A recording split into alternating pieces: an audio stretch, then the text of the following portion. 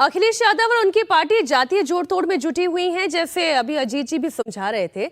लेकिन योगी आदित्यनाथ अपने काम के बल पर, उन्हें उस पर भरोसा है, उस पर वो ये चुनाव लड़ना चाहते हैं। योगी सरकार ने लॉ एंड ऑर्डर को लेकर पिछले 9 साल का अपना रिपोर्ट कार्ड जारी किया। योगी सरकार ने अपराध के खिलाफ जीरो टॉलरेंस की पॉलिसी अपनाते हुए पिछले 9 साल में 17,000 से ज्यादा एनकाउंटर किए।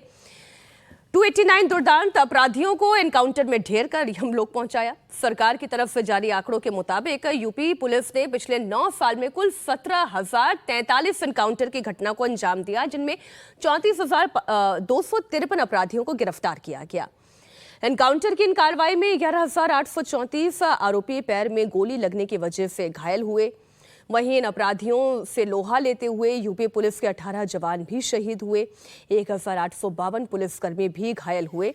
ये जो रिपोर्ट कार्ड है, इसको देखने के भी 2 नजरिए हो सकते हैं सज्जन जी। पहला नजरिया तो ये कि आपको एनकाउंटर क्यों करना पड़ रहा है, क्या बिना एनकाउंटर के लॉ एंड ऑर्डर दुरुस्त नहीं किया जा सकता?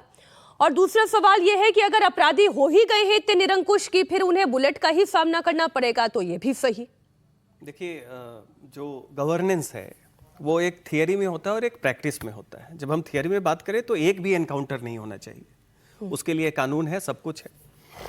लेकिन व्यवहारिकता में जाके देखिए तो यूपी जैसे प्रदेश में जहां गुंडागर्दी चरम पे थी और एक तरीके से उनको संरक्षण ही नहीं मिला हुआ था, वो सत्ता के हिस्से बन गए थे, वैसे प्रदेश में अगर आप जमीन पे लोगों से बात करें, खासकर गरीब तबके से, और गरीब तबकों में भी खासकर आप महिलाओं से बात करें, तो आप देखेंगे कि यहाँ पे योगी की जो ये बुलडोजर पॉलिटिक्स कहिए या एनकाउंटर वाली जो अवधारणा है, इसको लोग पॉजिटिवली लेते हैं। तो ये गवर्नेंस प्रैक्टिस में लोग महसूस कैसे करते हैं?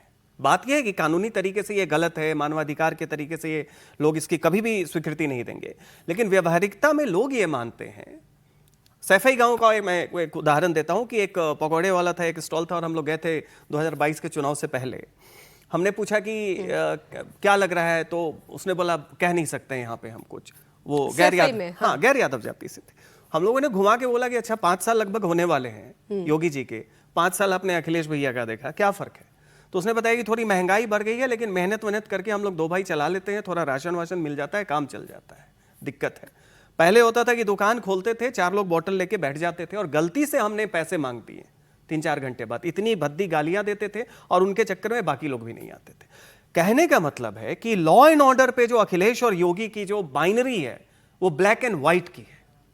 इसमें अखिलेश कभी योगी को बीट नहीं कर सकते हैं।